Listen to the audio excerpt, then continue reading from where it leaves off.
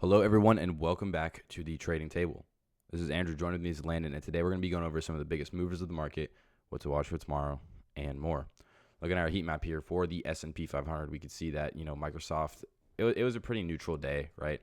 You had Google down 2.3%, NVIDIA up 1.67%, but other than that, price did move a lot, but it didn't move in like a certain direction. It would kind of correct itself as it went. We'll look at SPY's chart in a second. You'll be able to see that. But LLY is just still doing great after earnings. I actually want to look at their chart real quick because I haven't in a while. But looking at LLY, right? They reported earnings about a week ago, I think. I think tomorrow makes a week. And this is a great bull run for them, right? We're getting close to those all-time highs again. And I think we have the momentum to kind of break 1,000 now, right? We came all the way down, grabbed all of that liquidity. I mean, that pullback is super, super deep. Like, wow, 21 days and down 22%. Super, super big pullback. So glad that you're doing good. Glad the health sector is looking up. I'm a big bull, so every time any sector does good, I'm just glad. You know what I mean? It's just it's great. Tesla was down 3% though, which is kind of surprising. But Tesla always does its own thing. It doesn't really correlate with anything. But yeah, as you can see here, like I said, price moved, but it kind of just kept correcting itself. As you can see, we only finished up 0.32% on the day, which is good. You know what I mean? We'll look at a higher time frame in a second, but I just want to say that SPY's done this. SPY's been doing this thing, right? Okay, if you guys pay attention here, this is very, very easy to trade. So we dump at open, right? So we dump at open, right? It happened this day as well. This day as well. We've been dumping at open and then rebounding. So if you have any strategies, just be mindful of that. If you're playing opening range or something, just be careful, right? But I can say kind of confidently now, if we hide my support and resistance lines, because that kind of looks atrocious, that we're kind of out. We're out of the downtrend, right? I think we finally are in a very strong uptrend, and I think this has the potential to last. I'm every single day that passes where price just moves as it has been, I'm just less and less leaning towards us going into a recession. So this is great price action for SPY. To make me 100%, my 100% is going to be breaking this 554, or well, just round it up, 555 level. If we can break past 555 and stay above again, the uptrend is back. Enter some long-term calls now. I'm just kidding. But, that's kind of the main level. Obviously, if you're looking at this from a technical standpoint, we've already, had a market structure shift. So we are technically out of the downtrend, but just for 100% confirmation, I want to see 555 break. And I think that's, like I said last week, I think that's very possible in the month, right? And if not, moving into September, we've got rate cuts. So that it makes it more possible in September, right? But yeah, I think we can definitely see SPY climb back to some all-time highs here. I think it's definitely very, very possible. That's great for the market, right? Great for the long terms. And, it's always great to see. Not so great for Tesla, though. Tesla's just absolutely been down since earnings, right? It's just been kind of downtrending. And just watch out for Tesla, right? If we look at their price action, we can see that, it moves, right? Right here, I remember I think it was March. I'm not 100% sure. Yes, March. It was March, right? We were at this 200 level. And then, bro, we went all the way down. In 2 weeks, we're down 20%. That, you know what I'm saying? I remember picking up some shares here, and then kind of freaked out because it went down more, right? We saw what was this candle close at? This candle's low was at 138.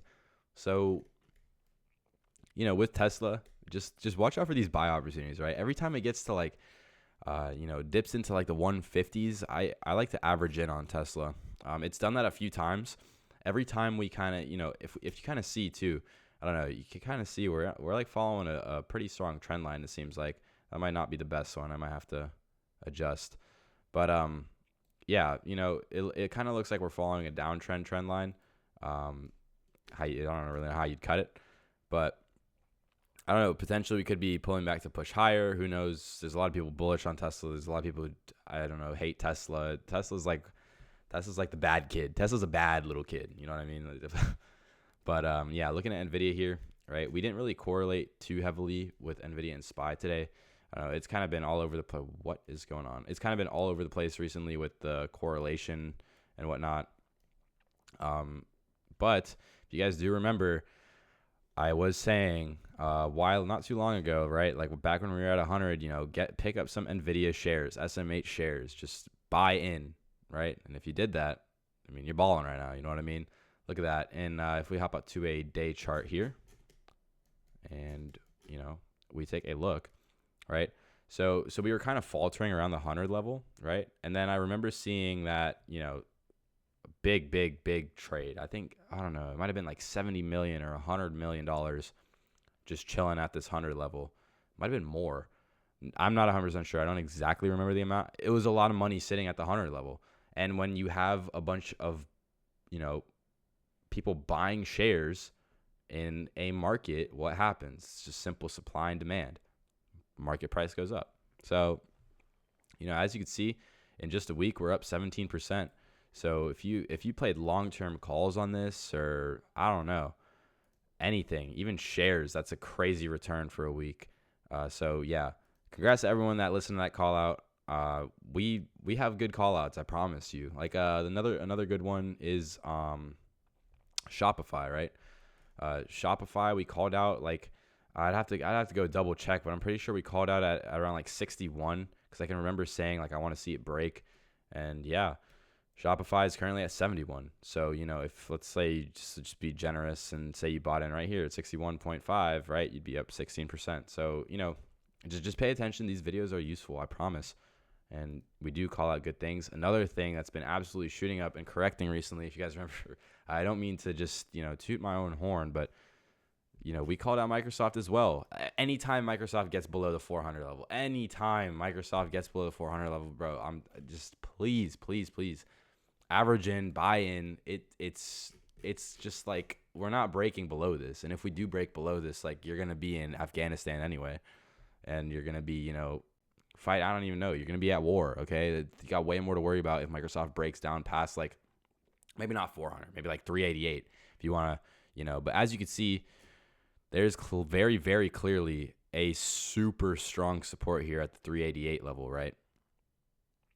So. It's just kind of a no-brainer. I know Landon did play some long-term calls here with Microsoft, and those worked out great. I mean, the premiums for Microsoft, right? They are a little bit expensive. Definitely do put a dent, but it's like a no-brainer. I mean, Microsoft at 383, like this is a leading tech company. It's gonna recover. It's exactly what it's doing.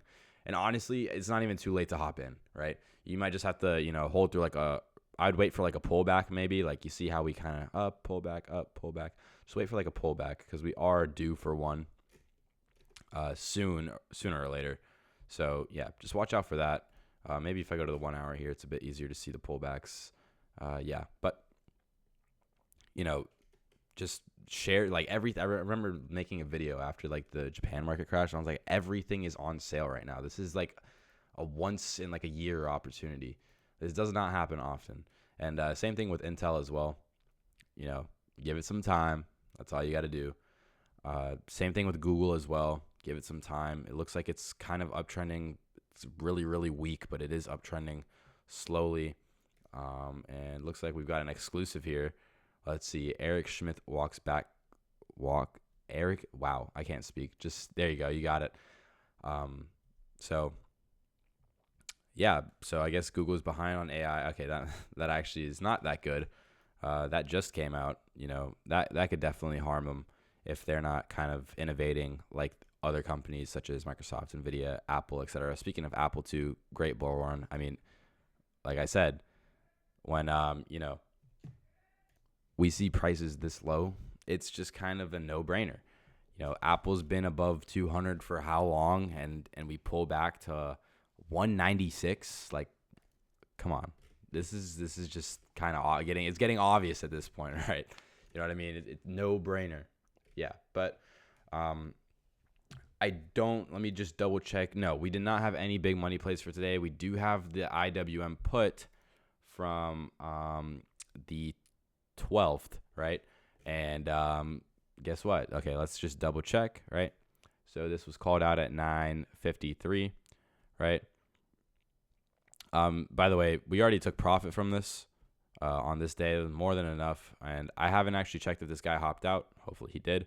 But yeah, we entered right when the bot called us out because Mr. IWM just doesn't miss and boom, broke down. There's a lot of time on that contract. So I'm not, if you're still playing this or if he's still playing this, I wouldn't be too worried about it just because you've got till December 20th, 2024. And, definitely, I think IWM will push lower by then. It's a little bit scarier just because, I hate going in profit and then out of profit. That's just me, though. But, I'm more like a move stops to break even type of guy.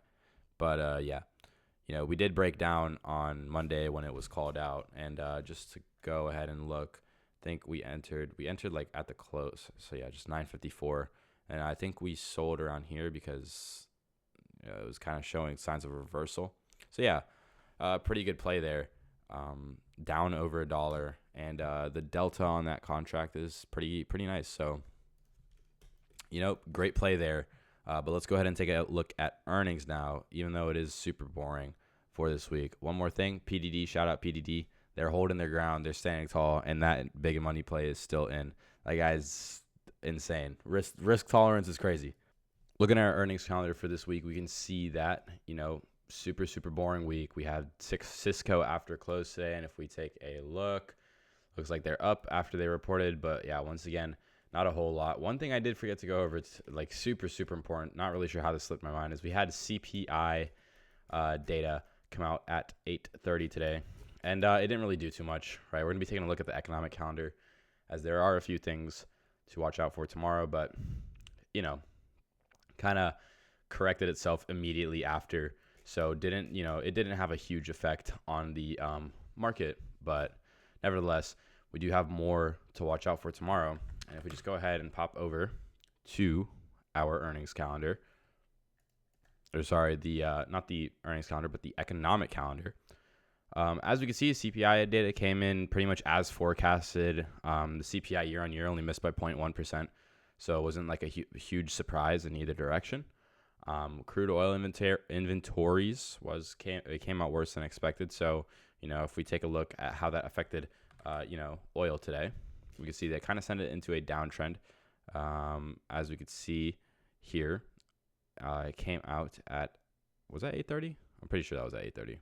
It's at 10:30. So at 10:30, right? I see a huge red candle. So that came out. Definitely didn't help out oil there. But tomorrow, right? Tomorrow is not as important as today, right? But tomorrow should be pretty neutral as long as, retail sales isn't like crazy or core retail sales isn't like crazy, which I don't really think it will be. It's forecasted really low compared to the previous.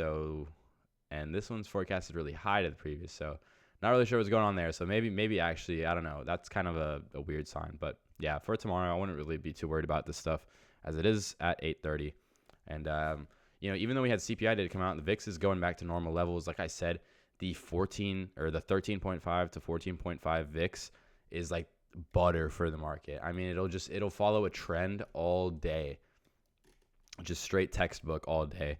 But yeah, not a whole lot going on for the rest of the week. Friday, we're completely in the clear. So Friday will be a great day. Just nothing to deal with. That's all for today, guys. Hope you enjoyed this video. If you did, please be sure to subscribe. Check out our free Discord. Link is in description. This has been Andrew and Landon, and we'll see you guys tomorrow at Market Close.